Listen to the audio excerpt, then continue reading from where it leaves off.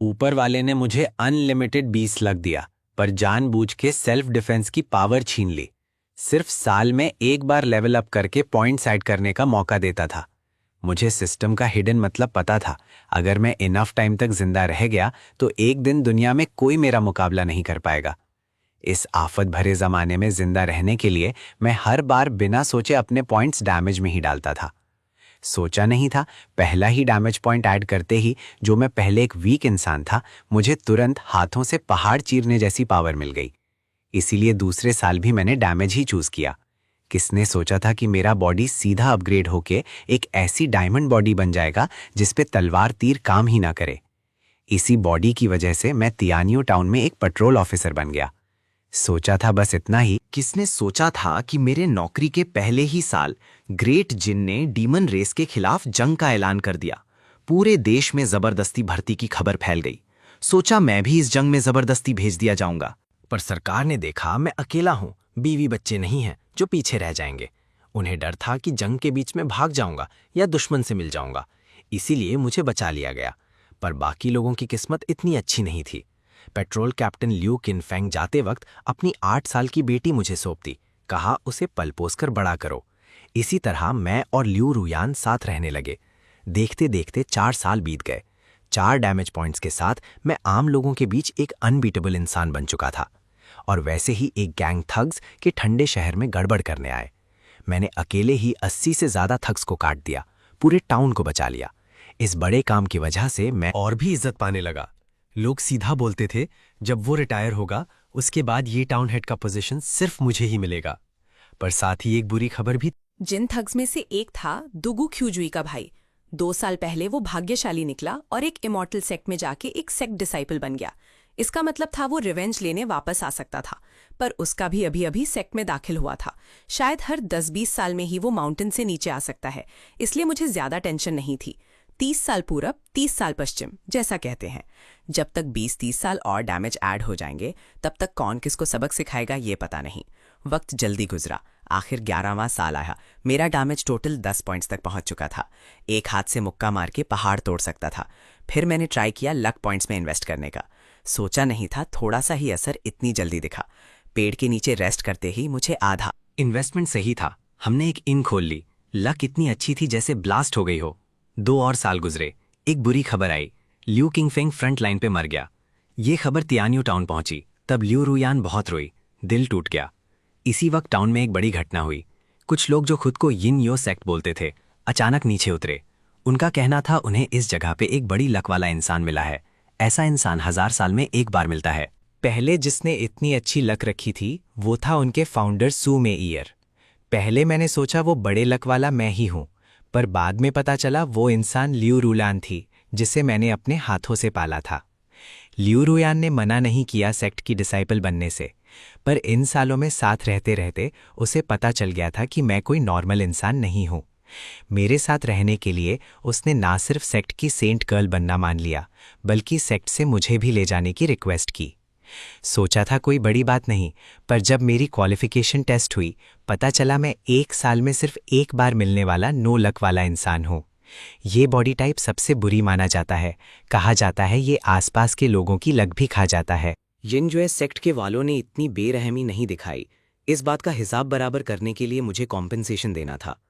Cultivation method, pills, treasures, कुछ भी choose कर सकता था। मैंने थोड़ी देर सोच के पूछा, क्या कोई ऐसा मेथड है जो बीस्ट लक से कल्टीवेशन एक्सचेंज कर सके? वो इमॉर्टल भी पहली बार ऐसी अजीब डिमांड सुन के थोड़ा हैरान हुआ, पर फिर भी मुझे एक सीक्रेट मैनुअल दे दी। मैंने जल्दी लेके सीने से लगा ली। कवर पे 3 बड़े पुराने वर्ड्स थे, फेन युआन जुए। फिर उसने मुझे 2 गु युआन पिल्स भी दिए, एक्स्ट्रा कॉम्पेंसेशन बोल के। आखिर में ल्यू रुयान को लेकर वो लाइट बन के आसमान में गायब हो गए। मैंने मैनुअल खोल के पढ़ी। जितना पढ़ा उतना ही दिल में शांति आई। ये मेथड बिल्कुल मेरे लिए ही बना था। 1000 साल में ग्रेट एबिलिटी बन सकता हूँ, 3 लाख साल में सेंट बन सकता हूँ, 3 लाख साल में पूरी दुनिया में अनबीटेबल।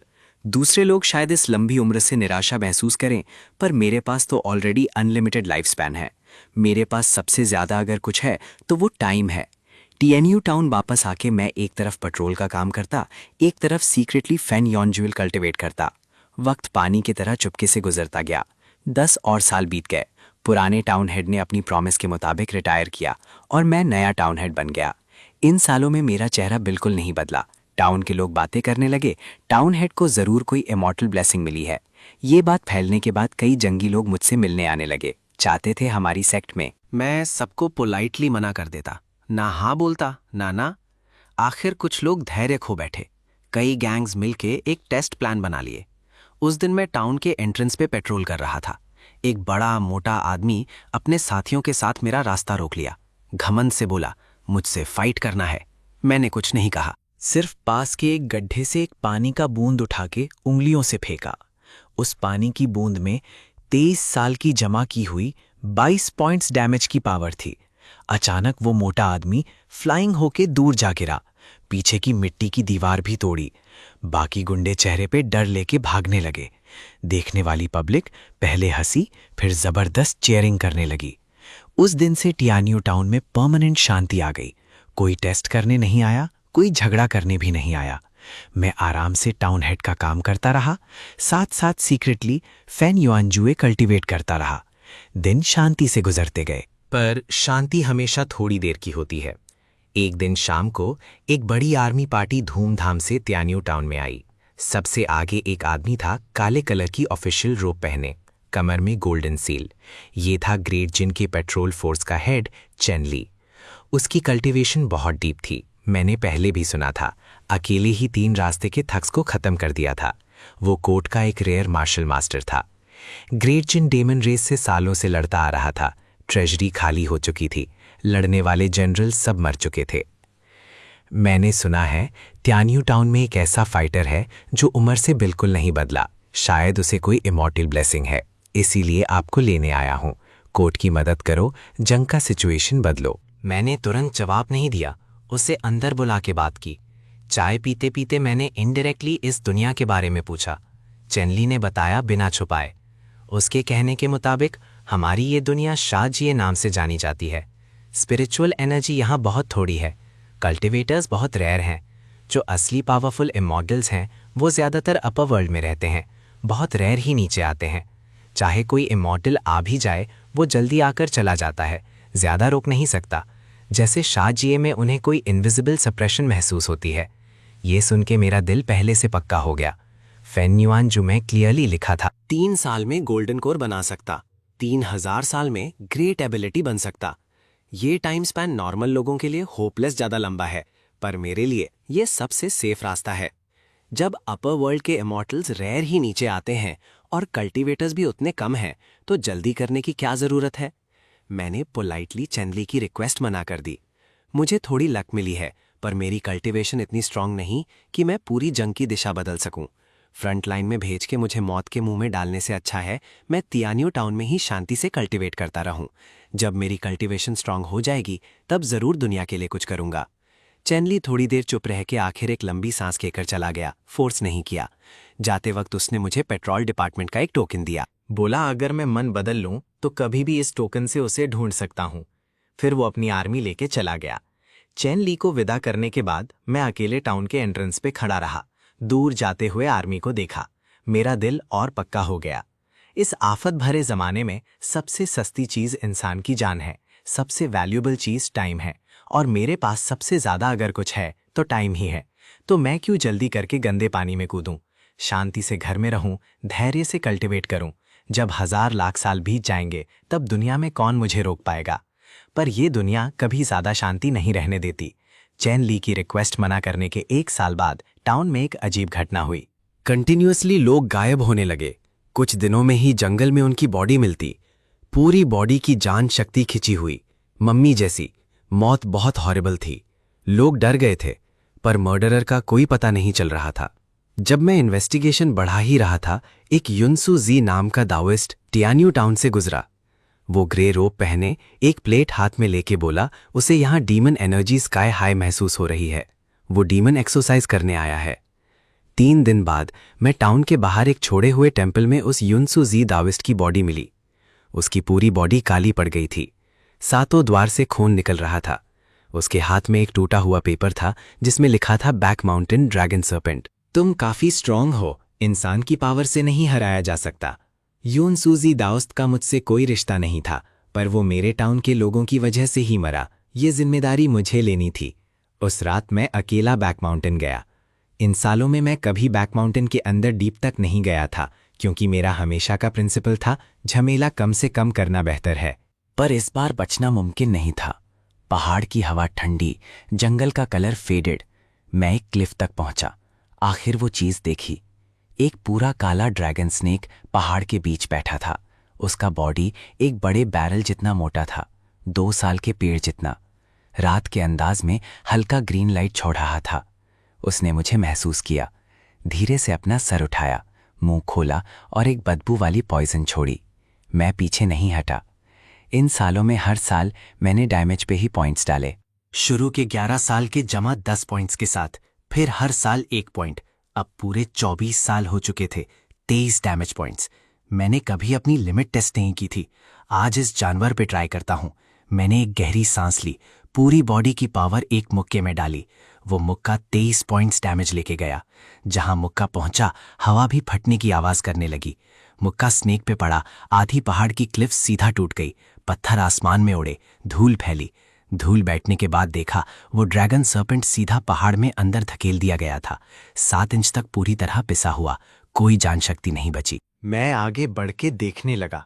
वो ड्रैगन सर्पेंट, अचानक उसके बॉडी से एक हल्की गोल्डन कलर की एनर्जी निकली, चुपचाप मेरी भौहों के बीच में आके घुस गई। एक गर्मी का एहसास पूरी बॉडी में दौड़ी, फिर शांत हो गई। मुझे हल्का सा लगा जैसे मेरे अंदर कुछ और आ गया है, पर बता नहीं पाया क्या। पहाड़ से नीचे वापस आते ही दूसरा दिन सुबह हो चुकी थी। ड्रैगन सर्पेंट खत्म हो चुका था। अब आगे कोई इंटरफेरेंस नहीं होगा। सब लोग पहले खुश हुए, फिर जोर से चीयर करने लगे। किसी ने शुरू किया बोलना कि मैंने एक ही मुक्के से आधी पहाड़ तोड़ दी। ये तो हाफ इमोर्टल का दिमाग है। इसीलिए लू बान सियान, हाफ इमॉर्टल लू नाम टियानियो टाउन में फैल गया। मैंने कुछ रिएक्शन नहीं दिया, वही पुरानी स्टाइल, न माना न मना किया। पर मुझे पता था, इस दुनिया में जितना कम अटेंशन मिले उतना ही अच्छा। चुपचाप पॉइंट ऐड करना ही सही रास्ता है। इसीलिए मैंने पूरी तरह डिसाइड किया, टाउन हेड का काम अपने असिस्टेंट को सौंप के मैं खुद बैक माउंटेन में एक शांति वाली केव ढूंढ के लंबी क्लोज डोर कल्टीवेशन शुरू करूंगा। फेन युआन जुए की कल्टीवेशन के लिए पूरा फोकस चाहिए। हर बार मेथड चलाने पे क्लियरली महसूस होता बीस्ट लक धीरे धीरे कम हो रही है, कल्टीवेशन में बदल के बॉडी में सेटल हो रही है। दूसरे लोग शायद सोचें ये तो लाइफ बर्न कर रहे हैं, पर मेरे लिए लाइफ स्पैन वैसे भी अनलिमिटेड है, खत्म ही ना होने वाला। बिना खत्म होने वाले टाइम से कल्टीवेशन एक्सचेंज करना किसी भी तरह से देखा जाए ये घटा का सौदा नहीं। बहार, पतझड़ साल दर साल गुजरते गए। मैं ऑलमोस्ट माउंटेन के नीचे की बात भूल ही गया। कभी कभी बाहर आता सिर्फ जरूरी सामान लेने, वो भी जल्दी आके जल्दी चला जाता, ज्यादा लोगों से बात नहीं करता। टाउन के लोग देख के मुझे कल्टीवेशन में पूरी तरह डूबे हुए डिस्टर्ब करने की हिम्मत नहीं करते थे। पर मेरा लू बान सियान नाम और दूर तक फैलने लगा। वक्त सफेद घोड़े की तरह भागता गया। देखते देखते कई दूसरे साल बीत गए। उस दिन मैंने एक फेज की कल्टीवेशन खत्म करके सामान लेने टाउन वापस गया। सामने का सीन देख के मैं हैरान रह गया। पुराना टिंग यू टाउन अब पुराना नहीं रहा, कई गुना ज्यादा बड़ा हो चुका था। दोनों तरफ दुकानें एक दूसरे से सटके, लोग आते जाते थे, काफी जिंदा दिल था। और भी हैरान करने वाली बात यह थी, एंट्रेंस के स्टोन आर्च पे 3 बड़े शब्द काफ थे, फेन जिन जोंग, गोल्डन डिवाइड टाउन। मैं एक चाय घर में बैठा, चाय पीते पीते लोगों की बातें सुनता रहा। तब जाके पता चला ये सालों में क्या क्या बदला। पता चला जब से मैंने ड्रैगन सर्पेंट मारा, मैंने ये खबरें सुनी, कुछ ज्यादा असर नहीं हुआ। ये लोग बस मेरा नाम यूज करके अपना फायदा करने में लगे थे। जब तक वो टाउन में बुरा काम नहीं करते, मुझे कोई फर्क नहीं पड़ता। और लूबन सियान नाम अगर उन्होंने बोरो कर लिया, कोई प्रॉब्लम नहीं। पर अभी असली बड़ी बात बाकी थी। चाय घर के स्टोरी टेलर ने टॉपिक बदल के ग्रेट जिन के पॉलिटिकल हालात पे बात करनी शुरू की। उसके कहने के मुताबिक इन सालों में जब मैं क्लोज डोर में था, ग्रेट जिन और डीमन रेस के बीच जंग बार बार हारी गई। बॉर्डर की कई डिफेंस लाइंस टूट गईं। कोर्ट के जनरल्स खत्म हो गए। सिविल ऑफिशियल्स पॉलिटिक्स चला रहे थे। राजा अभी बच्चा ही था, क्वीन मदर रीजेंट थी। हर जगह के गवर्नर्स अपनी प्राइवेट आर्मीज बना चुके थे। कोर्ट की बात सुनना बंद कर दिया था। अगर ऐसी बात है तो ग्रेट जिन डायनेस्टी अब पूरी तरह रिस्क की हालात में है, गिर सकती है कभी भी। मैंने चाय का बोल नीचे रखा, दिल में सोचा, जब चेनली मुझे रिक्वेस्ट करने आया था तब ग्रेट जिन इतनी गद्दार हालात में नहीं था जितना अभी है। अगर मैं तब हाँ बोल देता शायद कुछ बदल जाता, पर शायद नहीं भी होता। उस वक्त मेरी कल्टीवेशन इतनी स्ट्रांग नहीं थी, मैं सिर्फ एक स्ट्रांग फाइटर था। अगर मुझे उस मीट ग्राइंडर जैसी जंग में भेज देते, एक और बॉडी ही बनती वहाँ। बहुत सोच के मैंने सर हिलाया। ये पूरी दुनिया का मसला मुझसे क्या लेना देना, मुझे सिर्फ तियानियो टाउन की शांति बचानी है। शांति से फेन्यू एंड ज्वेल कल्टीवेट करना है। जब मेरी कल्टीवेशन फुल हो जाएगी, डीमन रेस हो या केओस, क्या फर्क पड़ता है। सब कुछ बस गुजरते हुए बादल की तरह है। एक दिन सुबह मैं केव में फेन युएन ज्वे चला रहा था। नीचे पहाड़ से एक एक्सट्रीम स्पिरिचुअल पावर वाली सोड लाइट आसमान की तरफ उड़ी। पूरे माउंटेन के पक्षी डर के भाग गए। मैं थोड़ा भौएं से कोड़ के केव के दरवाजे पे गया। दूर से देखा, टाउन के बाहर घाट की तरफ एक खून जैसी सुर्ख सोड लाइट सीधा ऊपर से नीचे आई। बूम की आवाज में पूरा घाट और वहां का सबसे बड़ा पैसेंजर बोट एक ही वार में 2 टुकड़ों में कट गया। फिर एक यंग भूत जैसी आवाज गहरे मतलब के साथ थंडर की तरह पूरे टाउन में गूंजी। 35 साल हो गए मैं दुगू क्यूजवे आज नीचे आया हूं, मेरा भाई मारने वाले मर्डरर को ढूंढने। उस आदमी को दे दो, वरना ये पूरा घाट। 4 बड़े सेक्ट्स के हेड्स जल्दी पहुंचे। हालांकि मैं खुद सामने नहीं था, स्पिरिचुअल सेंस से दूर से ऑब्जर्व कर रहा था। देखा वो दूगू क्यूजुई हवा में खड़ा था, एक फ्लाइंग शिप पे पैर रखे, सफेद रोब उड़ रही थी, पूरी बॉडी स्पिरिचुअल एनर्जी से भरी। साफ था वो हेल्प फॉर्मिंग मिड स्टेज की कल्टीवेशन तक पहुंचा था। उसके हाथ में एक कॉपर कॉइन जैसी डिविनेशन टूल थी। वो धीरे से कुछ कैलकुलेट कर रहा था। थोड़ी देर बाद उसकी आंखों में ठंडी चमक आई। ठंडी हंसी के साथ 4 हेड से बोला, डिविनेशन बताता है मर्डरर ने पिछले 35 सालों में टिंग्यू टाउन कभी नहीं छोड़ा, जरूर अभी भी यहीं छुपा होगा। मैं तुम्हें 3 घंटे देता हूं, इस टाउन में जो भी कभी बाहर नहीं गया उसे ढूंढ के ले आओ। अगर आदमी नहीं मिला तो मैं इस जगह को एक एक एरो से पूरी तरह समतल कर दूंगा। 4 हेड्स एक दूसरे को देखने लगे, चेहरों पे परेशान एक्सप्रेशन। स्काई सोच सेक्ट के हेड आगे आके हाथ जोड़ के बोले, इमॉर्टल जी, गुस्सा मत करो, हमने यहाँ सेक्ट बनाए हुए अभी सिर्फ कुछ दशक ही हुए हैं। हमें सच में पता नहीं आप किस आदमी को ढूंढ रहे हैं। दूगू क्यूजुई ठंडी हंसी के साथ सोड फॉर्मूला बना के एक सोड एनर्जी उस हेड के बालों के पास से गुजर के उसके पीछे के एक फेक हिल को 2 टुकड़ों में काट दिया। बेकार बातें बंद करो, 3 घंटे हैं, एक पल भी देर नहीं होनी चाहिए। 4 सेक्ट्स में किसी की हिम्मत ना हुई और बदलने की। मजबूरी में लोग नीचे इन्वेस्टिगेशन के लिए भेजे गए। पूरी फेन जिनज्वांग में हलचल मची रही। टाउन में 35 साल से रहने वाले सभी लोगों के नाम रजिस्टर किए जा रहे थे। मैं पहाड़ की चोटी पे खड़े दूर से ये सब देख रहा था। दिल में मैं ऑलमोस्ट समझ गया, दूगू क्यूजाई जिसे ढूंढ रहा है वो मैं ही हूँ। 35 साल से मैंने टीएनयू टाउन छोड़ा ही नहीं और मैंने ही अपने हाथ से उसके भाई दूगू क्यूजाई को मारा था। इस टाउन में मेरे अलावा और कोई दूसरा इंसान नहीं जो इससे मैच करे। मैंने धीरे से अपनी स्पिरिचुअल सेंस वापस ली। केव में मुड़ के देखा एक धूल भरे पुराने शीशे की तरफ। शीशे में मेरा चेहरा अभी भी 35 साल पहले जैसा था, कोई फर्क नहीं। मैंने धीरे से एक लंबी सांस ली। केव से निकलने ही वाला था, तभी नीचे पहाड़ से एक जोरदार धमाका सुनाई दिया। दूगू क्यूजई का टाइम खत्म हो चुका था। 4 सेक्ट्स आदमी नहीं दे पाए। उसने सीधा बैक माउंटेन पे अपनी सोड चला दी। चोर मरो, मैं तुम्हारे लिए सोड लेके आ रहा हूँ। मेन 35 साल कैलकुलेट किया, आखिर तुम्हें ढूंढ लिया। ये बात मेरे कान में थंडर जैसी फट गई। मैं धीरे से उठ के अपनी केव की ड्यूटी पे जमीन की धूल झाड़ के सोचा, आज बचना मुमकिन नहीं, पर सोचा नहीं था वो इतनी जल्दी आएगा। तुम्हारा भाई मैंने ही मारा था, वो टाउन लूटने आया था, उसकी मौत जरूरी थी।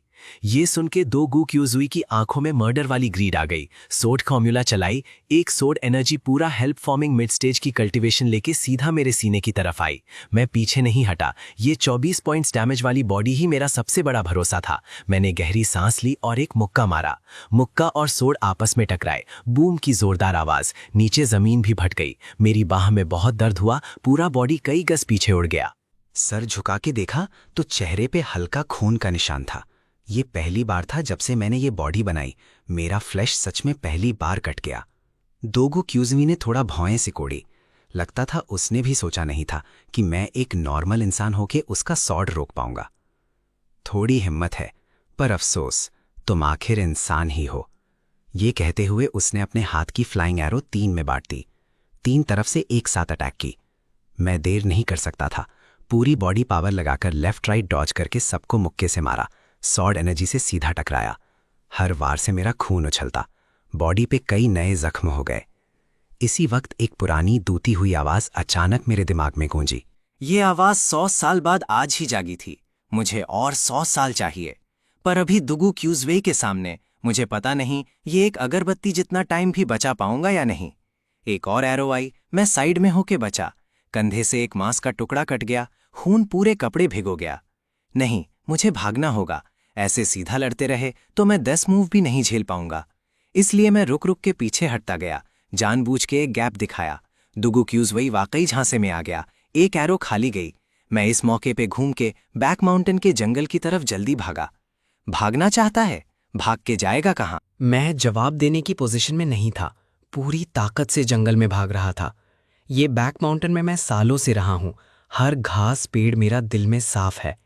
और दूगू क्यूत्सु यहाँ नया नया आया था। चाहे उसकी कल्टीवेशन ज्यादा हो, मुझसे थोड़ी डिस्टेंस बनाना नेचुरल था। पर मुझे पता था ये सिर्फ टाइम बाय करने का तरीका है। जल्दी ही वो फिर से पकड़ लेगा। मुझे कोई परमानेंट प्लान चाहिए था, या कोई चीज़ उसे रोकने वाली। अचानक दिमाग में एक जगह याद आई। बैक माउंटेन की डीप में वो एंशिएंट सील वाला रुइंस। मैं पहले कभी गलती से वहां गया था। सील से निकलती हुई एनर्जी इतनी स्कैरी थी कि मैं खुद पास नहीं जा पाया था। अगर दूगू क्यूत्सुई को वहां ले जाऊं, शायद सील के अंदर की चीज उसे रुक सके। डिसाइड करके मैं डायरेक्शन बदल के उस रुइंस की तरफ भागा। पीछे सोर्ड एनर्जी की आवाज और पास आती गई। दूगू क्यूजहुई क्लियरली पकड़ चुका था। सोचता है जंगल में भाग के मैं तुझे नहीं ढूंढ पाऊंगा। मेरा डिविनेशन टूल तेरा ट्रेस ले चुका है। मैंने मन ही मन गाली दी, पर रुकना नहीं था। आखिर सामने वो क्लिफ दिखा। क्लिफ के नीचे ही वो सील वाला रुइंस था। मैं जंप करके वहां रुइंस के एज पे पहुंचा। पीछे दूगू क्यूजहुई भी तुरंत पहुंचा। लैंड करते ही उसने भौहें से कोड़ी। ये एनर्जी तो एंशिएंट बीस्ट की है। उसने बिना हिचकिचाहट सीधा मुझ पे सोट चला दी। मैं साइड में होके बचा, सील के अंदर की तरफ पीछे हट। सील में एक पूरी तरह का काली ह्यूज बीस्ट जमीन पर लेटी थी। ये एक ह्यूज लायन जैसी थी, पर 3 सर थे। पूरी बॉडी के अराउंड डार्क पर्पल कलर की चेन्स थीं। इसी वक्त उसने इंसान की प्रेजेंस महसूस की। धीरे से अपनी 6 आंखें खोली, सब खून लाल। दूगू क्यूजवे का चेहरा बदल गया। मैं कुछ बोला नहीं, सिर्फ उस फोर्स स्पिरिट बीस्ट की तरफ ही पीछे हटा। दूगू क्यूजवे थोड़ा रुका, पर फिर पीछे आ गया। वो मुझे जाने नहीं दे सकता था, जैसे मैं यहां मरना नहीं चाहता था। जैसे ही वो बीस्ट फटने वाला था, मैं अचानक मुड़ के पूरी ताकत से एक मुक्का सील के कोर पे मारा। वो मुक्का 25 पॉइंट्स डैमेज लेके गया। सीधा सील में एक क्रैक आ गई। चेन्स टूटने के साथ उस बीस्ट ने आसमान तोड़ू ढहाया। 3 सर एक साथ दूगू क्यूजवे पे झपटे। दूगू क्यूजवे का चेहरा बदल गया। पूरी ताकत से डिफेंड करना पड़ता। और मैं इस गैप का फायदा उठा के बची हुई सांस से अटैक की दूसरी तरफ से भाग निकला। मुझे पता नहीं कितनी देर भागा, सिर्फ पता था मेरी दोनों टांगें पूरी तरह नम हो चुकी थी। आखिर जब मैं केव के खंदर तक पहुंचा, आसमान थोड़ा सफेद हो चुका था। मैं पत्थरों के ढेर में बैठ गया, पूरी बॉडी खून से भरी, सांस धागा जैसी पतली थी। इसी वक्त सिस्टम की आवाज फिर से गूंजी। होस्ट क्रिटिकल थ्रेट में है, emergency defence point activate, defence +1। एक गर्म एहसास पूरी बॉडी में दौड़ी। एक हल्की गोल्डन लाइट मेरी स्किन के अंदर से उभरी। मैंने अपने दोनों हाथ देखे। हल्की लाइट, पर उसमें एक जबरदस्त टफनेस थी जिसे वर्ड्स में बता नहीं सकता। 100 साल, मुझे ये 100 साल कैसे निकालने हैं? बात खत्म होते ही दूर से रुइंस की तरफ एक जोरदार गुस्सा भरी आवाज आई। फिर दूगू क्यूचुई की गुस्से भरी चिल्लाहट, लू चांगशिंग, मैं तुम्हें 1000 टुकड़ों में काट दूंगा। मैं धीरे से सर उठा के उस मॉर्निंग लाइट से जगमगाते जंगल को देखा, पर मेरा दिल अजीब तरह से शांत था। आज मैं जिंदा बचा हूं तो कल भी जिंदा रहूंगा। 1 साल नहीं तो 10 साल, 10 साल नहीं तो 100 साल, 1000 साल। मैं अपनी टूटी हुई बॉडी लेके केव के खंदर में पूरे 3 दिन पड़े रहा। इन 3 दिनों में मैं आंख भी बंद नहीं कर पाया, क्योंकि दूर रुइंस की तरफ से बार बार उस बीस्ट की दहाड़त और दूगू क्यूचुई के कर्सिंग सुनाई देती रही। आखिर चौथे दिन सुबह वो आवाज पूरी तरह गायब हो गई। मुझे नहीं पता बीस्ट मार दिया गया या डूगू क्यूजोए रिट्रीट कर गया, पर एक बात पक्की थी, मैं अभी के लिए सेफ था। मैं तकलीफ से उठ के खड़ा हुआ। मेरे जख्म डिफेंस पॉइंट की वजह से स्कैब बन चुके थे। वो हल्की गोल्डन लाइट गायब हो चुकी थी, पर मुझे क्लियरली फील हो रहा था मेरी बॉडी पहले से और स्ट्रांग हो गई है। ये डिफेंस पॉइंट का फायदा था। मैं थोड़ा तैयार होके पहाड़ के नीचे गया। फेंजन जुआंग की गली अभी भी रौनक से भरी थी, पर इस रौनक के नीचे एक अंडरकरेंट छुपा हुआ था। मैं एक चाय घर में बैठ के चाय ऑर्डर की, पीते पीते आसपास की गॉसिप सुनता रहा। कुछ लोग बोल रहे थे दू गू क्यू जुई उस बीस्ट से उलझ गया है, उसकी जान का पता नहीं। कुछ लोग कंप्लेन कर रहे थे कि ये सारी आफत मुझी की वजह से आई, दूसरों को भी भुगतना पड़ा। कुछ लोग मेरी तरफ से बोले, याद दिलाया कैसे मैंने एक मुक्के से पहाड़ तोड़ दी थी। मैं चाय का प्याला पकड़े बिना एक्सप्रेशन चेंज किए बैठा रहा। दिल में समझ गया ये फेंजिन जुआंग मुझे रहने वाली जगह नहीं रही। अब अपनी जान बचाना इंसान की फितरत है। मैं कभी दूसरों से उम्मीद नहीं रखता कि वो मेरे लिए खड़ी होकर हाथ आगे बढ़ाएंगे। इसी वक्त मैंने देखा स्काई सोर्ड सेक्ट का एक डिसाइपल घबराया हुआ दरवाजे से गुजरा। मैंने चाय नीचे रख के उठ के टाउन के आसपास एक राउंड लगाया। मैंने देखा 4 सेक्स के हेड्स चुपके से मिल रहे थे। मेरी अभी की हियरिंग पावर इतनी थी कि एक दीवार के पीछे से भी उनकी बात साफ सुनाई दे रही थी। लू चांगशिंग ने जो लाया है वो तो इमॉर्टल सेक्ट का डिसाइपल है। हम उसके साथ मरने के लिए तैयार नहीं, पर हमने फेंजिन जुआंग में सेक्ट बनाई है, उसका नाम बोरो किया है। ये हेल्प नहीं करके फेंका देना नाम ज्यादा इंपॉर्टेंट है या जान? तुम खुद दोनों ऑप्शन कंपेयर करो। उन्होंने काफी डिस्कस करके डिसाइड किया अगर दोगू क्यूत्सुई फिर से हमला करे तो मुझे सरेंडर करना बेहतर होगा अपनी जान बचाने के लिए। रही बात मेरा नाम बोरो करके सेक्ट बनाने का एहसान, जान के सामने उसका कोई मोल नहीं। मैं आगे नहीं सुना, मुड़ के वहां से चला गया। मुझे इनकी सोच अब पूरी तरह समझ आ गई थी। वो मुझसे डरते हैं, खुले तौर पे हमला करने की हिम्मत नहीं, पर अगर दूगू ख्यूज हुई सच में वापस आया तो वो बिना सोचे मुझे आगे कर देंगे अपनी बचाव के लिए। ऐसा है तो बेहतर है मैं पहले ही निकल जाऊं। केव वापस गया, सामान रेडी किया, फेन्युएन जुई की मैनुअल और कुछ ड्राई फूड लेके। जाने से पहले मैंने मुड़ के एक नज़र उस फेंजिन जुआंग को देखा जहां मैं सालों रहा। दिल में ज़्यादा अटैचमेंट नहीं था। इस दुनिया में जो मुझे फिक्र है वो बहुत कम लोग हैं, और उनमें से बहुत सब अब यहाँ हैं ही नहीं। मैं साउथ की तरफ, साउथ वेस्टलैंड की तरफ चला। वहाँ का टेरेन कॉम्प्लेक्स था, लोग कम थे, छुपने के लिए अच्छी जगह थी। करीब 2 दिन चलने के बाद मैं एक छोटे हुए विलेज के सामने रुका।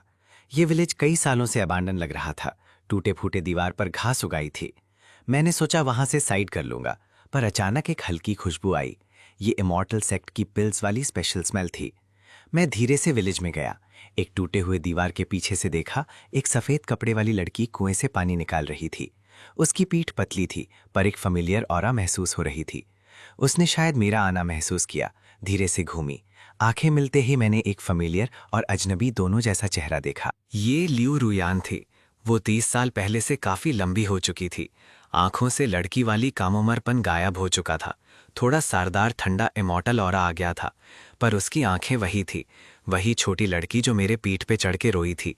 कहा था वापस आने का वेट करेगी। उसके हाथ से पानी का कंटेनर जमीन पे गिरा। वो जल्दी से आगे आई, मुझे ऊपर नीचे देर तक देखती रही। आंखों में बिलीवेबल खुशी थी। मैंने बताया मैं साउथ की तरफ भाग के आया हूँ, डेंजर से बचने। उसने बताया उसे सेक्ट ने भेजा था एंशंट सील के लूजन होने की इन्वेस्टिगेशन के लिए। बात करते करते उसका एक्सप्रेशन कॉम्प्लेक्स हो गया। लू भैया, आपकी बॉडी की एनर्जी सही नहीं है। डिके और लाइफ सोर्स दोनों साथ में हैं। ये नॉर्मल इंसान की निशानी नहीं। मेरा दिल थोड़ा हिला। ये लड़की की इंसाइट मुझसे कहीं ज़्यादा स्ट्रांग थी, पर मैंने सिर्फ बताया रास्ते में जख्मी हुआ, ज़्यादा एक्सप्लेन नहीं किया। वो बिलीव तो नहीं कर पाई, पर ज़्यादा पूछा भी नहीं। हमने डिसाइड किया साथ चलें। एक तो साउथ वेस्टलैंड का रास्ता खतरनाक था, दूसरा उसकी इन्वेस्टिगेशन की जगह भी उसी तरफ थी। विलेज से निकलते ही करीब आधे घंटे में आगे जंगल से गहरी गरगर आवाज़ आई।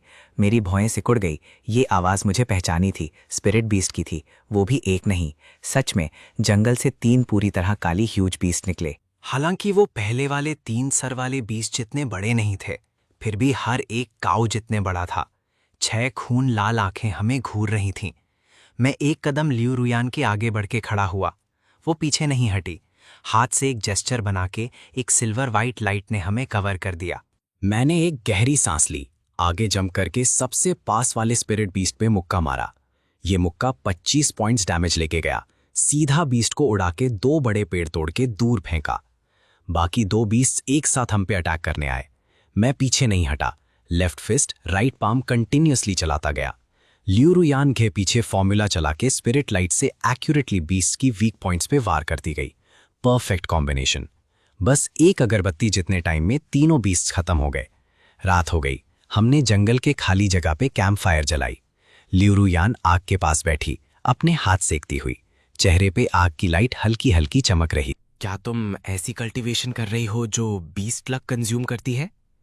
मेरा दिल जोर से धड़का। इसे पता कैसे चला? मैंने तुरंत जवाब नहीं दिया, सिर्फ आग में एक और लकड़ी डाली। तुम्हारी बॉडी की इन्फॉर्मेशन मुझसे छुपती नहीं। कल्टीवेटर लोग 20 लक और कल्टीवेशन का बैलेंस देखते हैं।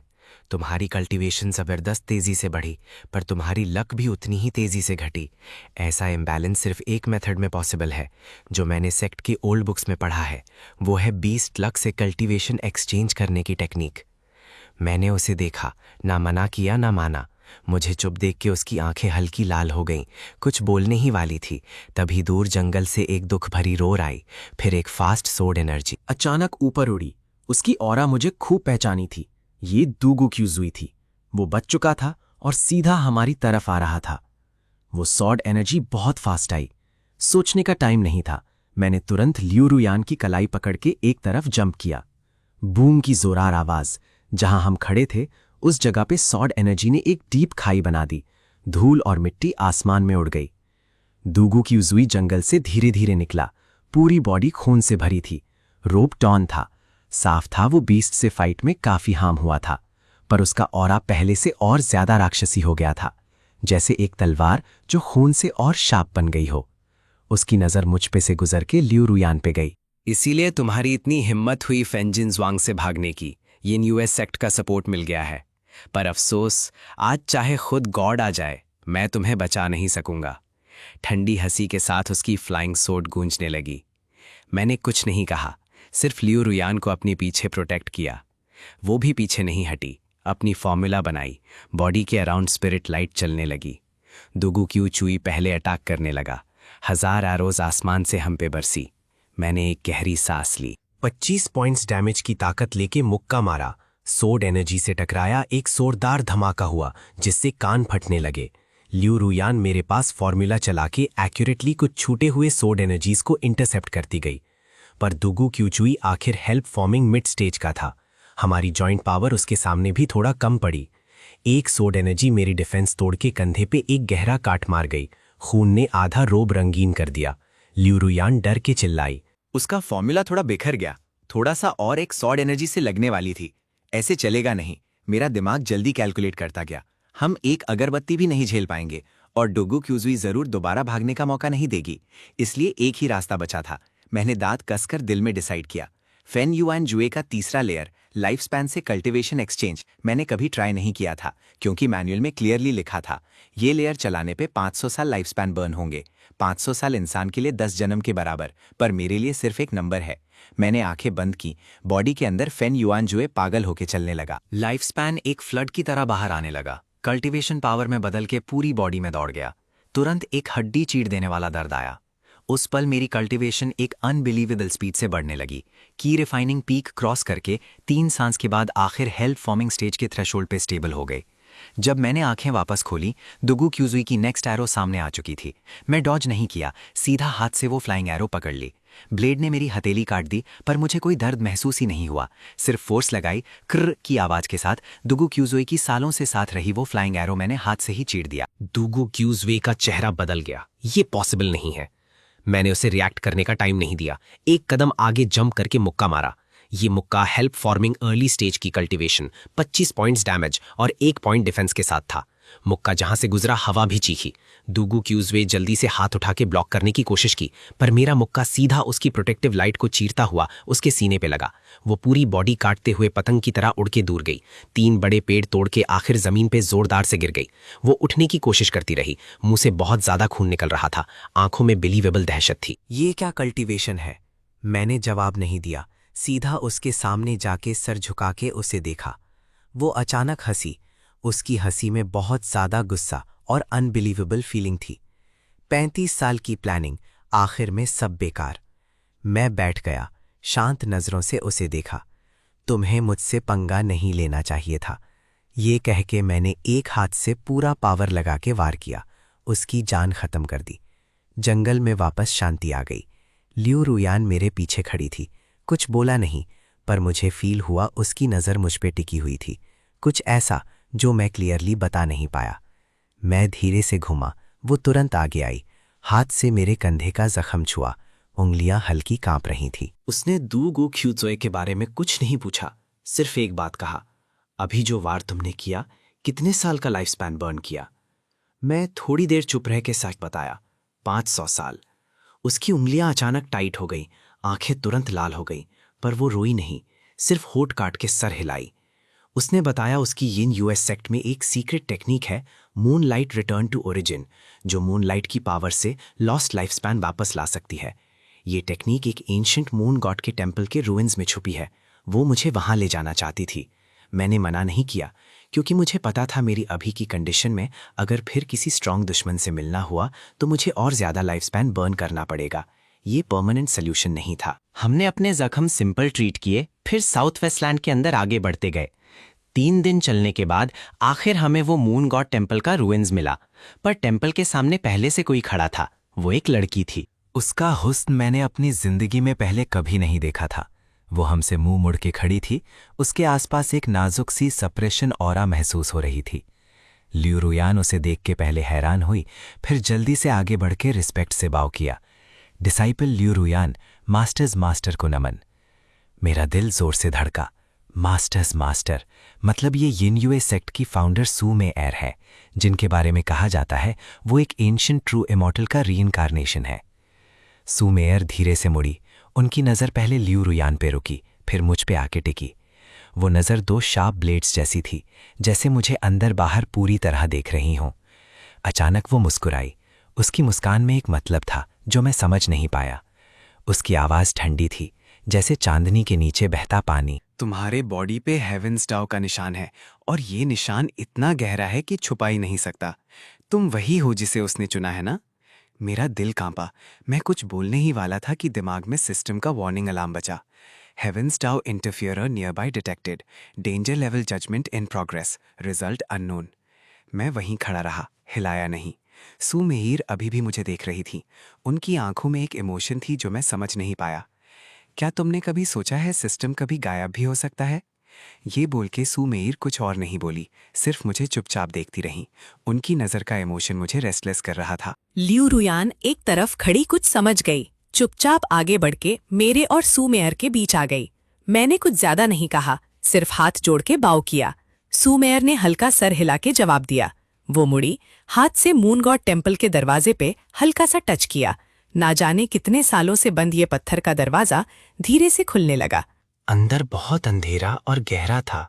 एक एंशिएंट और मुर्दा जैसी स्मेल आई। सू मे एर पहले अंदर चली, मुड़ के बिना बोला, moonlight return to origin manual इस टेम्पल में 3 चैलेंजेस के बाद मिलेगी। घूम के लियू रुयान की तरफ देखा, मुझे सर हिला के इशारा किया।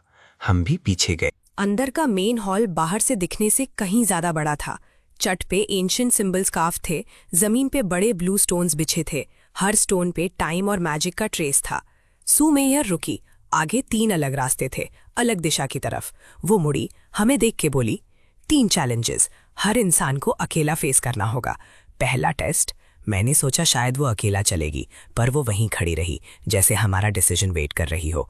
लियू रुयान ने मुझे देखा, फिर लेफ्ट वाले रास्ते की तरफ चली। सू मेयर राइट वाला चुना।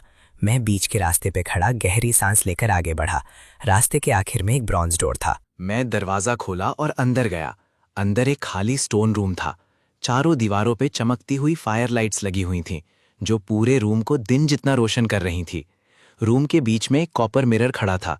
उसकी सरफेस पानी की तरह लहराई ले रही थी। मैं मिरर के पास गया। मिरर में मेरा अभी का रूप नहीं दिख रहा था, कुछ और सीन था। उस सीन में मैं केव में बैठा था। सामने फेन युआन जुए की मैनुअल खुली हुई। मैं मेथड चला रहा, लाइफ स्पैन बर्न कर रहा था। सीन बदला, मेरी कल्टीवेशन तेजी से बढ़ी, पर साथ साथ सिस्टम की आवाज धीरे धीरे दूर होती गई, कमजोर होती गई, गायब होती गई, आखिर पूरी तरह खत्म हो गई। सीन में मैंने अचानक आंखें खोली। चेहरे पे एक ऐसी एक्सप्रेशन थी जो मैंने पहले कभी नहीं देखी। वो था डर, प्योर और सिंपल फियर। मैंने ऑटोमेटिकली हाथ बढ़ा पे मिरर को छूना चाहा, पर मिरर का सीन एक पल में टूट गया, फैली हुई लाइट पॉइंट्स में बदल गया। फिर सब कुछ शांत हो गया। मिरर वापस नॉर्मल हो गया, जैसे कुछ हुआ ही नहीं। मैं वहीं खड़ा बहुत देर चुप रहा। मिरर का मैसेज ये था कि सिस्टम एक दिन गायब हो सकता है। ये ख्याल एक तांटे की तरह मेरे दिल में चुभ गया।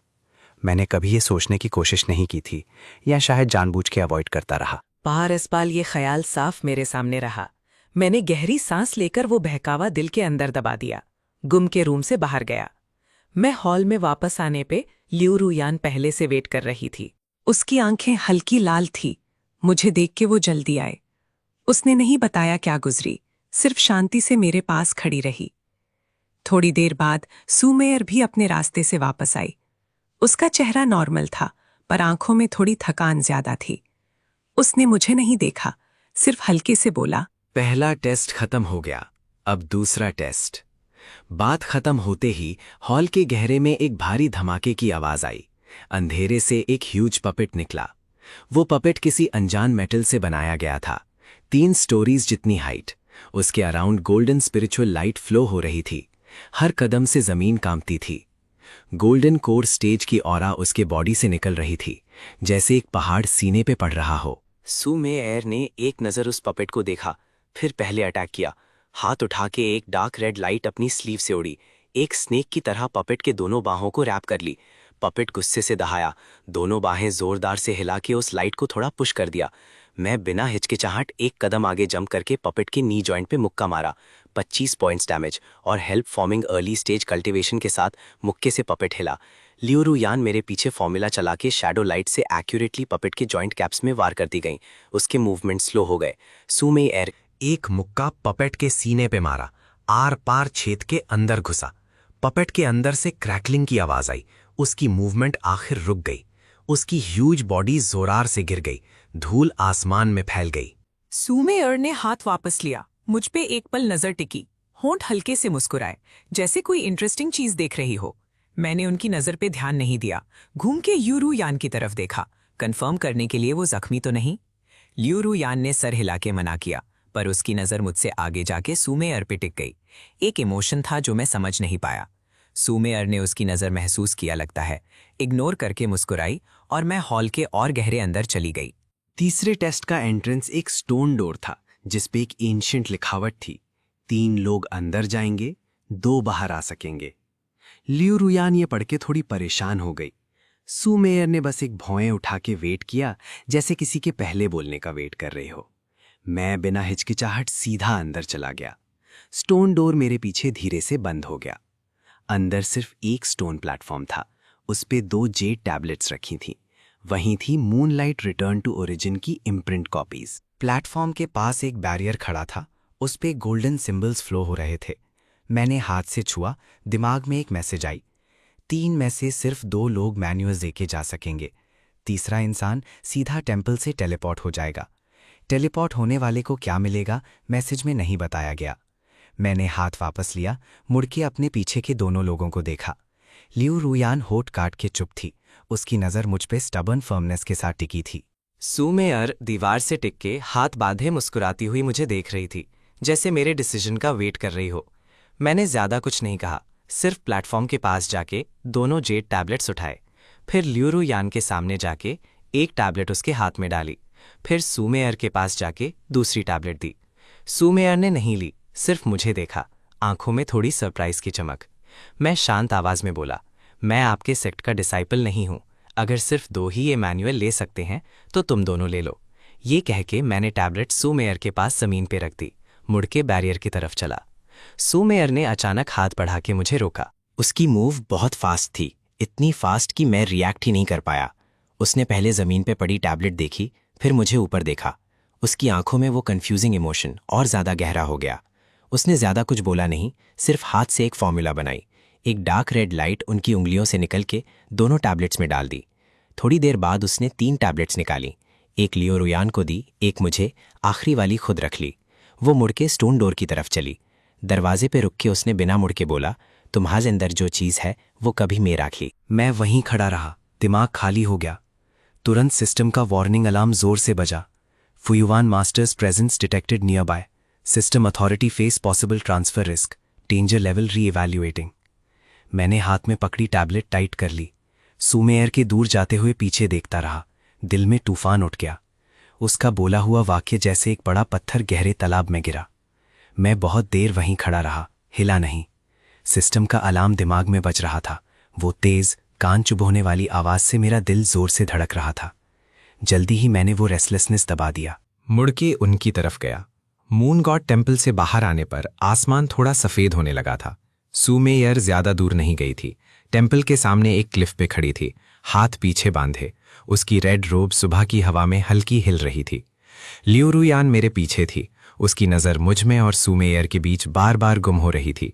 कन्फ्यूजन और रेस्टलेसनेस बढ़ता जा रहा था। मैं सुमेयर के पास जाके रुका। उसने मुड़ के मुझे नहीं देखा, सिर्फ दूर आसमान की रोशनी को देखती रही। थोड़ी देर चुप रह के आखिर उसने बोलना शुरू किया। मैं पहले हेवन के थ्रोन का मैसेंजर था। जिम्मेदारी थी तीनों लोगों की देखरेख करना, हेवन अर्थ की ऑर्डर मेंटेन करना। पर लंबे सालों में मैंने एक बात डिस्कवर की, हेवन्स डाओ, टियान डाओ, बिल्कुल फेयर और बिना सेल्फ इंटरेस्ट वाला नहीं है। ये एक ठंडा और रिजिड रूल है।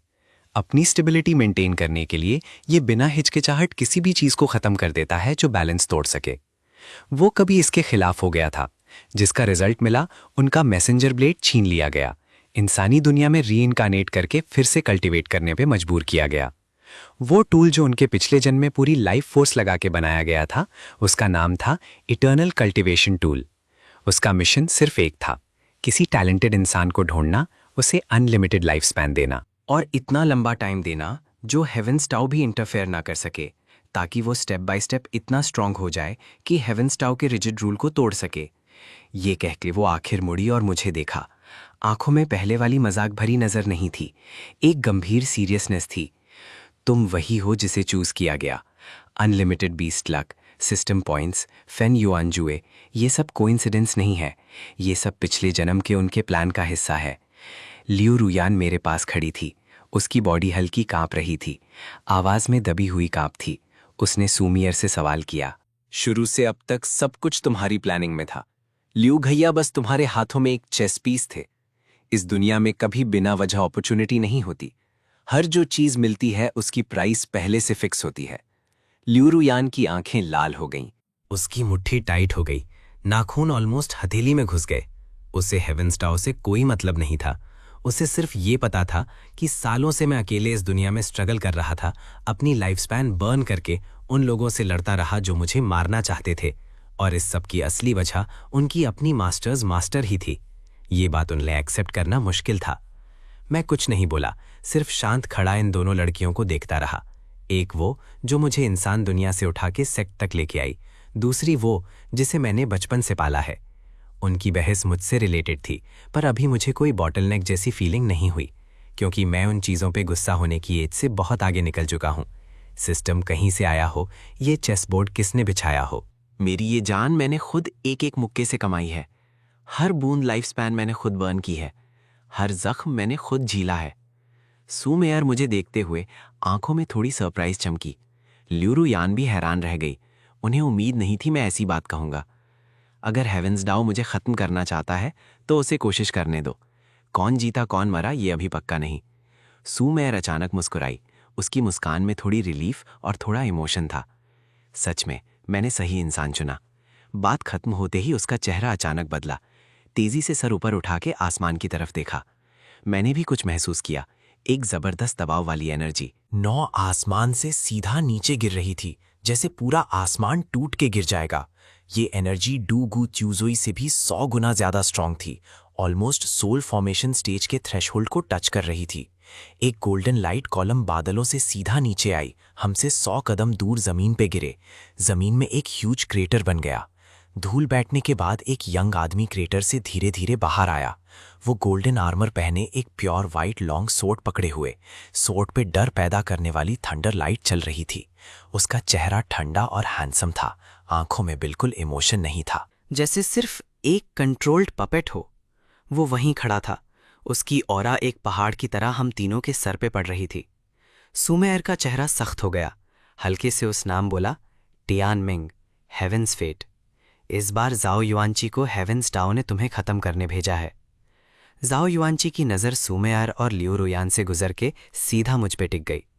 उसकी आवाज़ बिना कोई अप्स डाउन्स के थी, जैसे वो बस एक फिक्स्ड फैक्ट बता रहा हो। हेवेंस डाओ का ऑर्डर है, वेरिएबल को खत्म करो।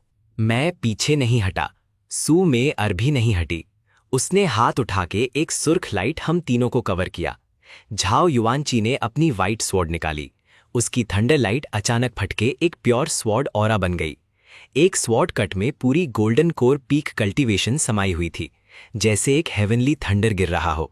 सू में अर की लाइट सिर्फ एक सांस में टूट गई। वो पीछे हटी, होंठ से खून निकल आया। मैं बिना हिचकिचाहट एक कदम आगे बढ़ के दोनों मुक्के मारे।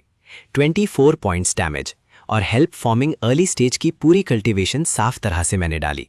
मुक्का और स्वॉर्ड ऑरा टकराए। मेरी हथेली फट गई, खून उंगलियों से टपक रहा था। सू में अर फोर्स करके फिर से अटैक किया। कई रेड सोड ब्लेड्स बारिश की तरह जाओ युआनकी की तरफ गईं, पर वो ब्लेड्स उसके 3 फीट के अंदर ही एक इनविजिबल फोर्स से टूट गईं। जाओ युआन ने फिर सोट उठाया।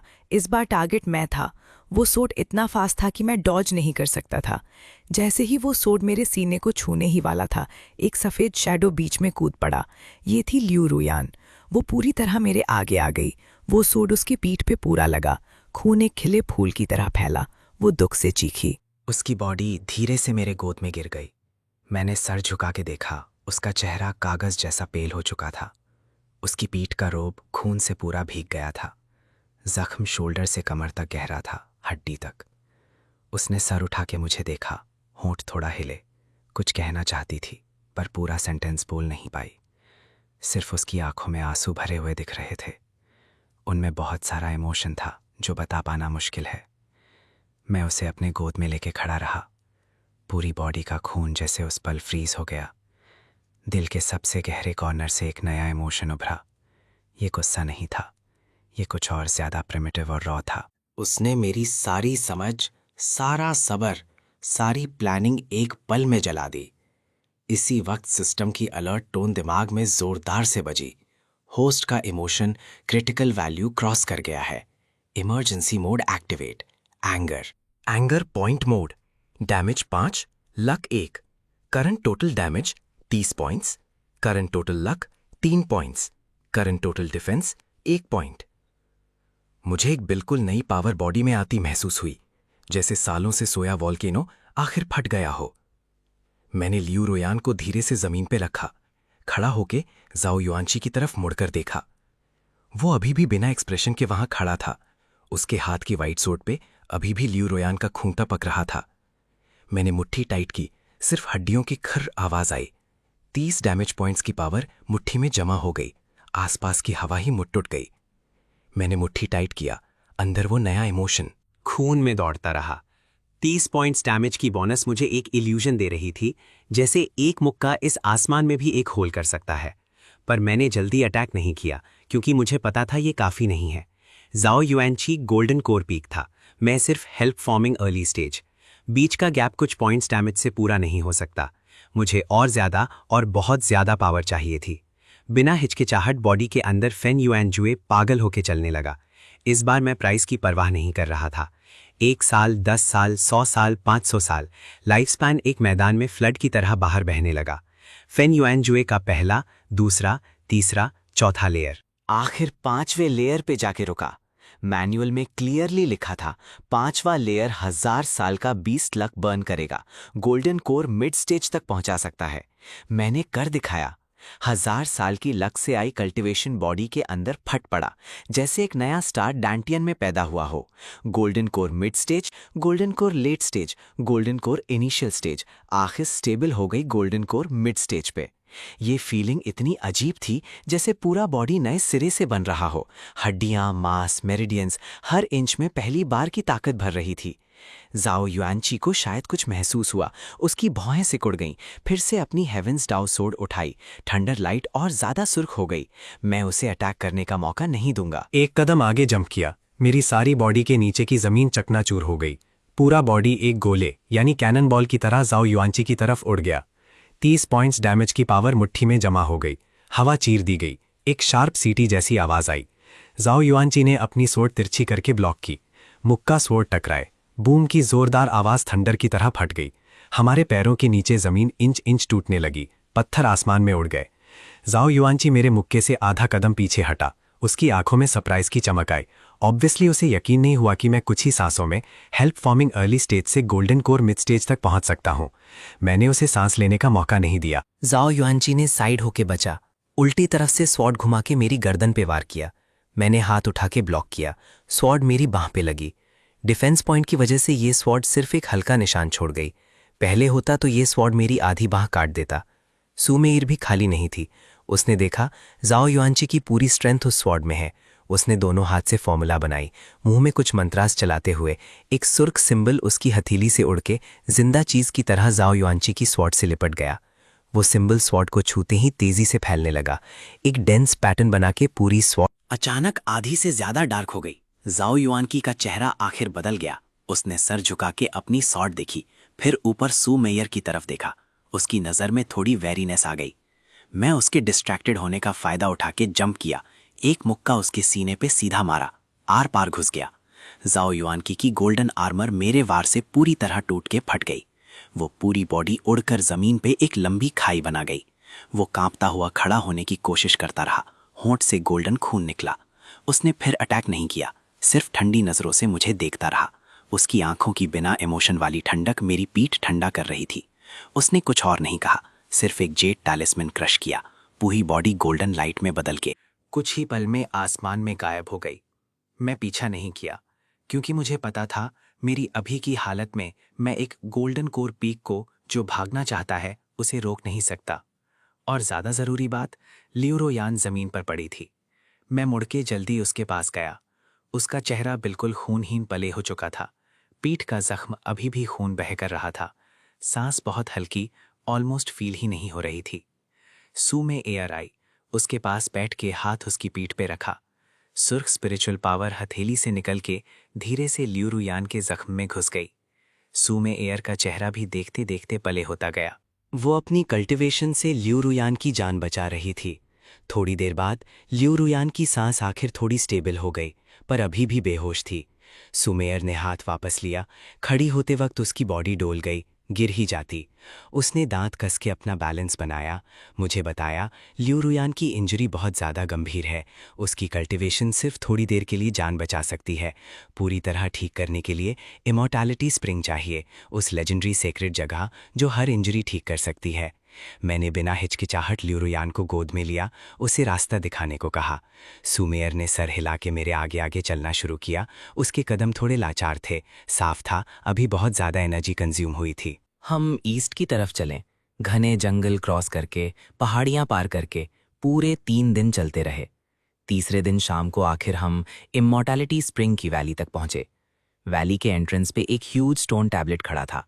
उस पे 3 पुराने बड़े अक्षरकार थे, इमॉर्टैलिटी स्प्रिंग। मैं ल्यूरुयान को गोद में लिए अंदर जाने ही वाला था कि अचानक एक सफोकेटिंग दबाव वैली के अंदर से आया। ये दबाव जाओ युआनची से 10 गुना ज्यादा स्ट्रांग था। मैं रुक गया, ऊपर देखा।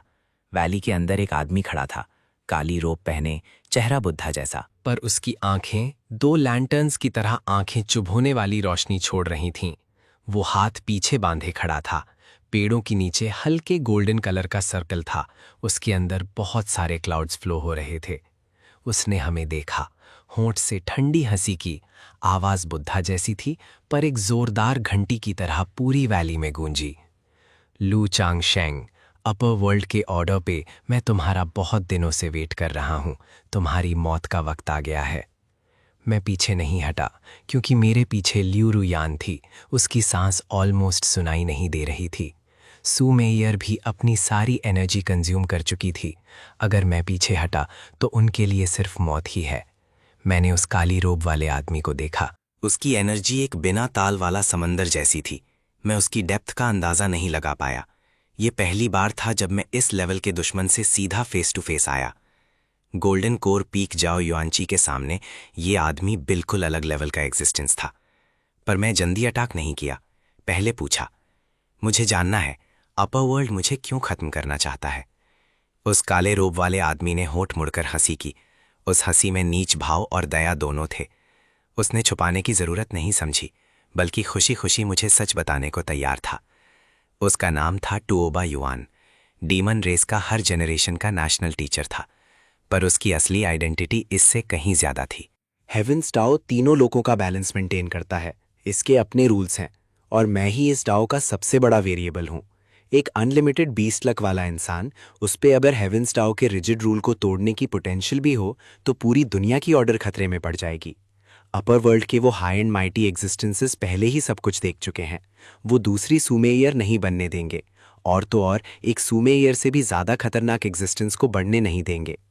इसलिए वो आया है अपर वर्ल्ड की विल लेके मुझे ख़त्म करने के मिशन के साथ।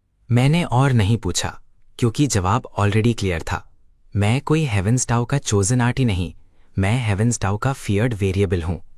दोनों के बीच का डिफरेंस डिसाइड करता है कि वो मुझे कोई भी मौका नहीं देंगे। मैंने सर झुका के अपने गोद में ल्यू रुयान को देखा, फिर पास में पले सुमेयर को देखा, फिर ल्यू रुयान को धीरे से जमीन पे रख के सीधा खड़ा हुआ। बॉडी के अंदर फेन युआन जुए फिर से चलाने लगा। इस बार मैं प्राइस की परवाह नहीं कर रहा था। 1 साल, 100 साल, 1000 साल कुछ भी काफ़ी नहीं था, क्योंकि मुझे फेस करना था एक सोल फॉर्मेशन अर्ली स्टेज को। मुझे और ज़्यादा लक और ज़्यादा कल्टिवेशन चाहिए थी, इसलिए मैंने सीधा पूरे 10,000 साल का 20 लक बर्न किया। फेन युआन जुए आखिर 6वें लेयर के पीक तक पहुंचा। साथ साथ मेरी कल्टिवेशन गोल्डन कोर तक पहुंच गई। पेड़ों के नीचे की जमीन इंच इंच तोड़ी जा रही थी। हवा की लहरों से उड़ रहे पत्थर बार बार गिर रहे थे। तोबा युआन ने मुझे देखा। आंखों में थोड़ी सरप्राइज चमकी, पर सिर्फ थोड़ी सी। गोल्डन कोर पीक और सोल फॉर्मेशन अर्ली स्टेज के बीच एक बिना क्रॉस वाली गैप है। वो ये जानता था, मैं भी जानता था। मैं पीछे नहीं हटा, एक कदम आगे जंप किया। 30 पॉइंट्स डैमेज और गोल्डन कोर पीक कल्टीवेशन एक साथ फटी। ये मुक्का पहाड़ तोड़ देने वाली पावर लेके सीधा तुओबा युआन के चेहरे की तरफ गया। तुओबा युआन ने हाथ उठा के हल्के से प्रेस किया। एक डार्क गोल्डन लाइट स्क्रीन उसके सामने खड़ा हो गया। मेरा मुक्का उस स्क्रीन पे लदा जैसे एक आयरन माउंटेन पे लगेगा। कोई हिलन नहीं हुआ। पीछे उड़ गया मैं, खुद को संभाले।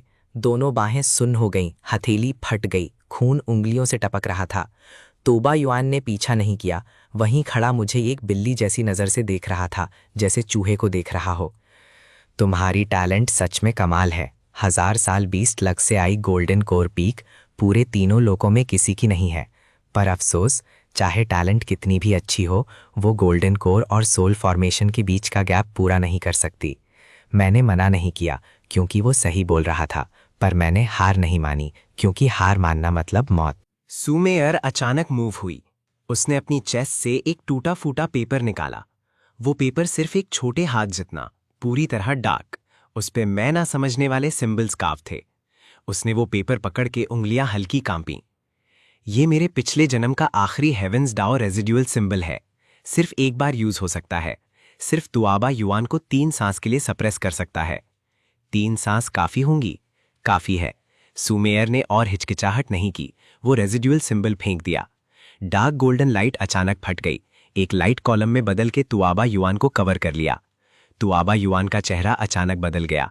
उसने महसूस किया उसकी पूरी बॉडी की स्पिरिचुअल पावर उस पल पूरी तरह फ्रीज हो गई थी। मैंने ये एक ही मौका पकड़ा।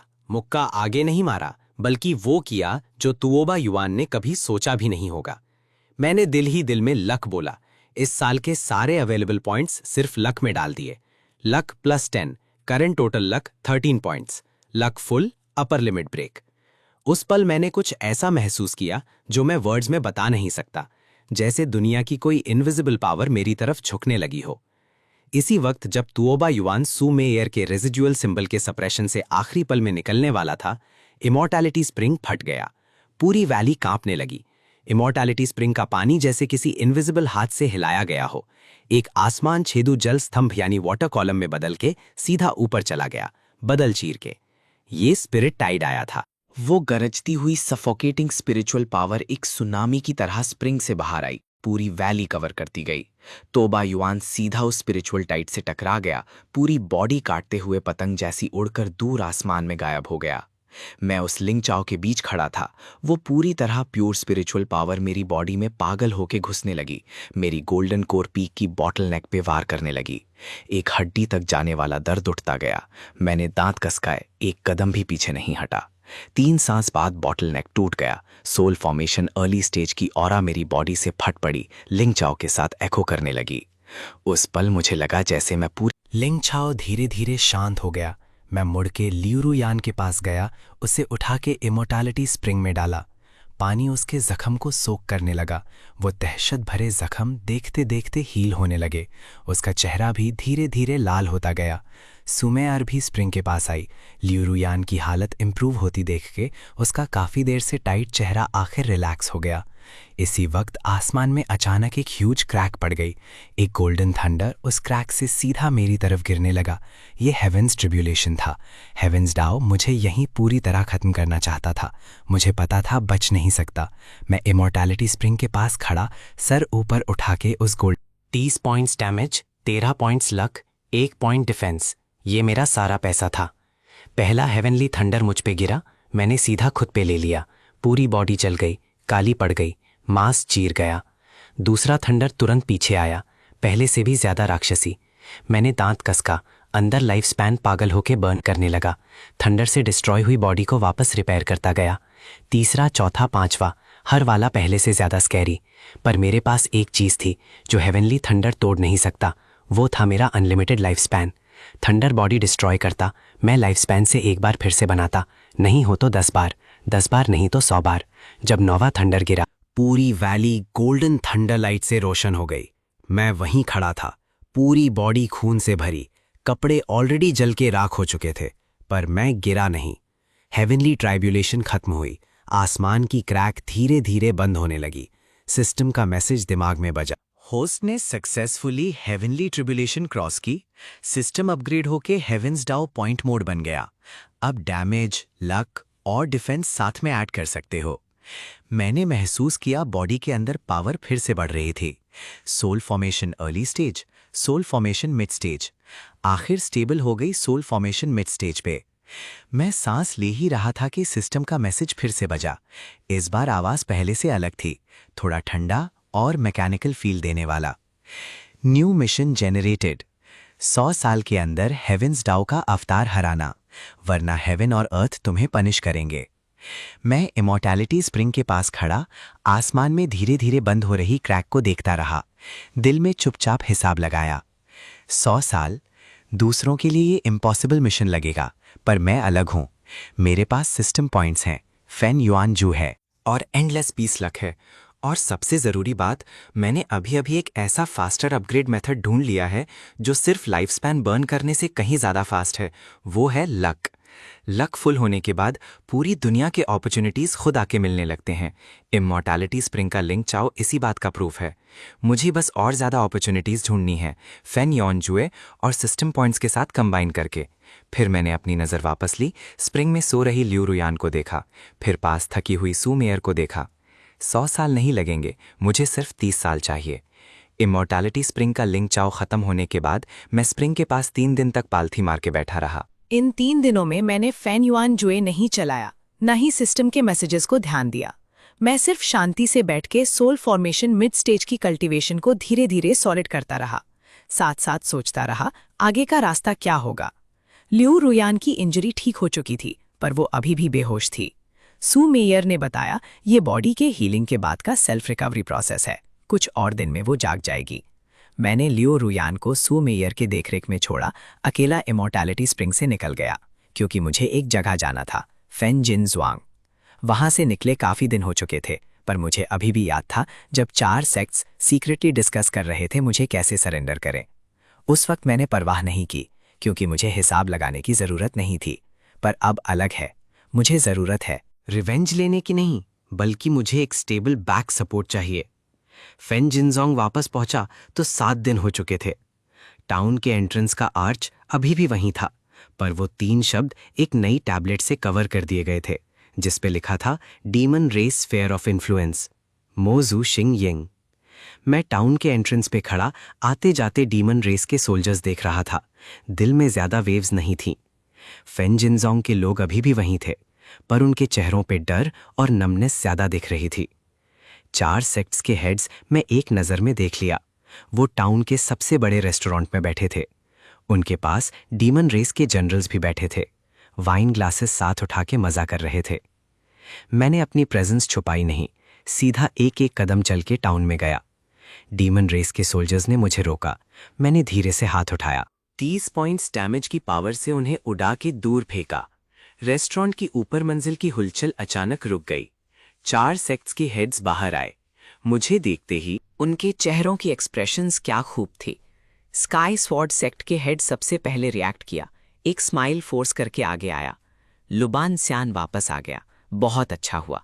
फेंजन ज़ुआंग को आप जैसे इमॉर्टल की गवाही की जरूरत है। मैंने उसे नहीं देखा, सिर्फ उसके कमर पे लटके डीमन रेस टोकन पे एक नजर डाली। 10,000 ब्लेड सेक्ट के हेड भी तारीफ करता हुआ बोला, 4 सेक्ट्स की वजह बस थोड़ी देर के लिए डीमन रेस से कॉम्प्रोमाइज की ताकि फेंजन ज़ुआंग के लोग बचें। मैं अभी भी चुप रहा, सिर्फ रेस्टोरेंट के सामने की खाली जगह पे खड़ा हो गया। आयरन सेक्ट के हेड मुझे अनअफेक्टेड देख के चेहरा धीरे धीरे बदलने लगा। वो एक कदम पीछे हटा, हाथ अपनी स्वॉर्ड की मूठ पे रखा। मिस्टिक पेविलियन के हेड चुपके से एक मैसेज जेड क्रश कर ली। मुझे पता चल गया वो हेल्प बुला रहा है, पर मैंने रोका नहीं, क्योंकि इससे मुझे हर एक ढूंढने का झमेला बच गया। थोड़ी देर बाद 100 से ज्यादा डीमन रेस के शॉकिंग कैवलरी टाउन में घुसी, पूरी गली कवर कर ली। सबसे आगे का डीमन जनरल एक बड़े घोड़े पे बैठा आवाज जोरदार करके बोला, फेंजन ज़ुआंग, अब डीमन रेस की टेरिटरी है, रियलिटी एक्सेप्ट करो और बिना झगड़े सरेंडर करो। मैंने जवाब नहीं दिया, सिर्फ झुक के जमीन से एक छोटा पत्थर उठाया, उंगलियों से फेंका। वो पत्थर सोल फॉर्मेशन मिड स्टेज की कल्टीवेशन लिए सीधा उस जनरल को आर पार चीर गया, और उसके पीछे कई दूसरा कैवलरी सोल्जर्स को भी आर पार छुड़ाता गया। आखिर दूर की एक दीवार में घुस गया। बाकी डेमन सोल्जर स्टन रह गए। 4 सेक्ट्स के हेड्स भी स्टंट थे। उन्हें आखिर समझ आ गया कि जो उनके सामने खड़ा है वो पुराना मुक्के से पहाड़ तोड़ने वाला लुबन स्यान नहीं रहा। मैंने उन्हें ज्यादा सोचने का टाइम नहीं दिया, एक कदम आगे बढ़ा। पूरी बॉडी भूत की तरह क्राउड में घूमती गई। 30 points damage plus soul formation mid stage cultivation. हर मुक्का एक किल शॉट था, बस एक अगरबत्ती जितने टाइम में। पूरे टाउन में एक भी खड़ा डीमन सोल्जर नहीं बचा। 4 सेक्ट्स के हेड्स जमीन पे कांपते रहे। मैंने उन्हें मारा नहीं, सिर्फ उन्हें अपने अपने डिसाइपल्स लेके फेंजन ज़ुआंग से हमेशा के लिए निकल जाने को कहा। वो भागते भागते निकल गए। फेंजन ज़ुआंग के लोग अपने घर से बाहर निकलकर मुझे देख रहे थे। उनकी आंखों में बहुत कॉम्प्लेक्स इमोशंस थे। मैंने ज्यादा कुछ नहीं कहा, सिर्फ लोगों से टाउन के एंट्रेंस की demon race fear of influence वाली टैबलेट हटवाई, वापस फेंजन ज़ुआंग के 3 शब्द लगवाए। ये सब खत्म करके मैं बैक माउंटेन वाली केव में वापस गया। लियू रोयान उठ चुकी थी। वो और सू मेयर दोनों फेंजन ज़ुआंग वापस आ गए। सू मेयर ने टाउन देखा जो मैंने वापस कंट्रोल में ले लिया था।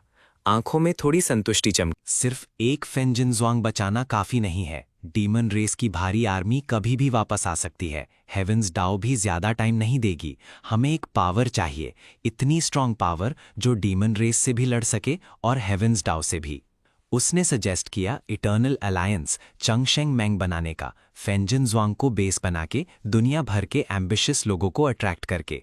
हमने डिस्कस करके इसे फाइनलाइज किया। लियो रुयान ने खुद रिक्वेस्ट किया अलायंस का डेली काम संभालने का। उसने बहुत अच्छा किया, सिर्फ कुछ महीनों में ही फेंजन ज़ुआंग को पूरी तरह ऑर्गेनाइज कर दिया। आयरन बकेट जैसी टाइट सिक्योरिटी, चारों दिशा से टैलेंटेड लोग यहाँ आने लगे। अलायंस की पावर एक अनबिलीवेबल स्पीड से बढ़ती गई। पर इन चीज़ों में मैंने ज़्यादा पार्टिसिपेट नहीं किया, क्योंकि मेरे पास इससे भी ज़्यादा ज़रूरी काम था, वो था कल्टीवेशन। 100 साल में हेवेंस डाओ का अवतार हराना, ये मिशन एक बड़े पहाड़ की तरह मेरे दिल पे पड़ा रहा। मुझे कोई ऐसा रास्ता चाहिए था जो लाइफ स्पैन बर्न करने से भी फास्ट हो। इमॉर्टिलिटी स्प्रिंग का लिंग चाओ मुझे इंस्पिरेशन दे गया था। लक फुल होने के बाद दुनिया के अपॉर्चुनिटीज खुद आके मिलते हैं। ऐसा है तो मुझे पहले जैसा हमेशा क्लोज डोर कल्टीवेशन करने की जरूरत नहीं। मैं फेंजन ज़ुआंग छोड़ के अकेला पूरी दुनिया घूमने लगा। मेरा लक बढ़ने के बाद मैं जहां भी जाता मुझे कोई ना कोई अपॉर्चुनिटी मिल जाती। एक बार एक अननेम छोटी नदी के पास मैंने एक एंशिएंट जेड सॉर्ड पाई। उसके अंदर एक almost lost body refining technique थी। एक बार एक छोड़े हुए पहाड़ में मैंने एक एंशिएंट ग्रेट एबिलिटी के पेंटिंग स्पॉट को प्रोटेक्ट किया। उसके बदले मुझे एक गॉड मिला जिसमें इतनी सोल फॉर्मेशन स्टेज की बॉटलनेक ब्रेकिंग स्पिरिचुअल पिल्स थीं। मैंने एक छोटे मार्केट में सिर्फ कुछ चांदी के सिक्के देके एक टूटा फूटा इमॉर्टल सॉर्ड खरीदा। उसके अंदर एक एंशिएंट सॉर्ड कल्टीवेटर की सॉर्ड आर्ट लेगेसी छुपी थी। ये सब चीज़ें पहले मिले होते तो मैं सोचता भी नहीं, पर लक पड़ने के बाद वो जैसे अपनी आँख से ढूंढ के खुद आने लगी। मैं एक तरफ घूमता, एक तरफ कल्टीवेट करता और सिस्टम के हर साल के पॉइंट्स डैमेज, लक और डिफेंस में बांट के डालता रहा। 30 साल बाद डैमेज 50, लक 20, डिफेंस 30। मेरी कल्टीवेशन ग्रेट एबिलिटी पीक तक पहुंच चुकी थी, सिर्फ एक कदम दूर थी सेंटहुड बनने से। इसी वक्त जब मैं तैयार हो रहा था, उसने मुझे कोई भी प्रिपरेशन का टाइम नहीं दिया, ना ही कोई सांस लेने का मौका। उसने सीधा आसमान को चीर दिया, उस क्रैक से धीरे धीरे बाहर। पर ये हेवेंस डाउ अवतार की कोई स्पेसिफिक शेप नहीं थी, वो सिर्फ एक प्योर लाइट का बंडल था। उस लाइट में मुझे एक पावर महसूस हुई जो स्टार्स तक ग्राइंड कर सके। उसने बोला मैं एग्जिस्ट नहीं करना चाहिए। मैंने तीनों लोगों का बैलेंस तोड़ दिया है। वो अपने हाथों से मेरा ये वेरिएबल मिटा देगा। मैं कुछ बोला नहीं, सिर्फ धीरे से खड़ा हुआ। बॉडी के अंदर ग्रेट एबिलिटी पीक की कल्टीवेशन फुल पावर चलाने लगा। 50 points damage, 20 points luck, 30 points defence, ये 3 दशक की मेहनत का पूरा पैसा था। हेवेंस डाउ अवतार ने हाथ उठाया। सब कुछ डिस्ट्रॉय करने वाली लाइट कॉलम मेरी तरफ आई। मैं हटा नहीं, क्योंकि मुझे पता था ये एक मुक्का मेरी पूरी जिंदगी का जवाब होगा। मैंने मुट्ठी टाइट किया, एक मुक्का मारा। 50 पॉइंट्स डैमेज की पावर मुट्ठी में जमा हो गई। ग्रेट परफेक्शन पीक की कल्टीवेशन साफ उभर आई। लक की बोनस के साथ ये मुक्का हेवेंस डाउ अवतार के सबसे वीक पॉइंट पे एक्यूरेटली लगा। डिफेंस के साथ वो लाइट कॉलम मेरे से 3 फीट पहले ही फट गई। मुक्का और लाइट कॉलम टकराए, पूरी दुनिया कांप गई। हेवेंस डाउ अवतार का लाइट बॉल जोरदार से हिलने लगा, उसके बॉडी से क्रैक फैलने लगी। मैंने दांत कस के एक और मुक्का मारा।